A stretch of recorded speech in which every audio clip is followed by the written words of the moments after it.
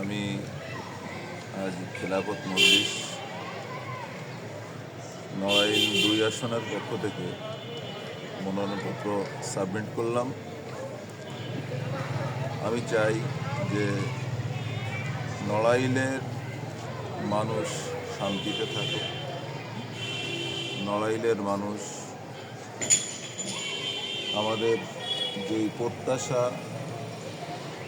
নড়াইলের মানুষ সেই প্রত্যাশা অনুসারে যেটা চাহিদা আছে, যেমন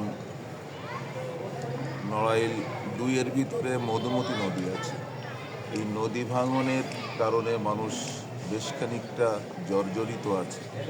সেটা আমি যদি 8 দলের পক্ষ থেকে নমিনেশন পাই, তাহলে আমি নদী ভাঙনটাকে কিভাবে রোধ করা যায় সে বিষয়ে কাজ করব।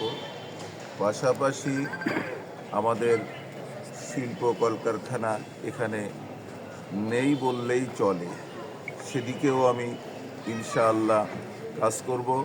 পাশাপাশি স্বাস্থ্য খাতে আমাদের নড়াইল অনুন্নত, এবং শুধু তাই না, সেবাটাও খুব কম পায়। সেটাকেও আমরা এই হাসপাতালগুলো এবং যাতে একটা মেডিকেল কলেজ করা যায় সে বিষয়ে আমি চেষ্টা করব।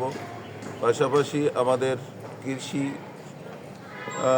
সমৃদ্ধ দেশ, সেই হিসেবে কৃষি খাতেও আমার ইনশাআল্লাহ যেই প্রয়োজনীয় সেটা আমি সংসদে তুলে সেটার থেকে যাতে কৃষিটা সুন্দর হয় সেটাও আমি চেষ্টা করব।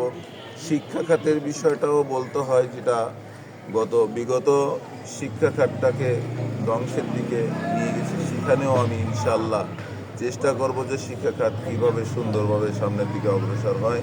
পাশাপাশি জনগণের যে চাহিদা আমাদের, আমি তো নড়াইলের সন্তান, নড়াইলের কী চাহিদা সেটা আমার জানা আছে। সেই হিসেবে আমার যতটুকু প্রয়োজন আমি ইনশাল্লাহ ততটাই চেষ্টা করব এই নড়াইল জেলাকে সুন্দর করে সাজানোর জন্য, যাতে নড়াইল জেলা সুন্দর করে সাজাইতে পারি, সমৃদ্ধশালী একটা জেলা হয়, এবং বিশেষ করে নড়াইল 2 আসনটা আরও সুন্দর করে সাজাইতে পারি। ইতিপূর্বে আপনারা দেখেছেন যে আমাদের খেলাফত মজলিসের একজন মনোনীত প্রার্থী এমপি ছিল, তার মাধ্যমে জনগণ অনেক কিছু পেয়েছে, সেটা আমরা সহযোগিতা করেছি। পাশাপাশি আমি এমপি হলেও তার ধারাবাহিকতাটা বজায় রাখার চেষ্টা করব ইনশাআল্লাহ।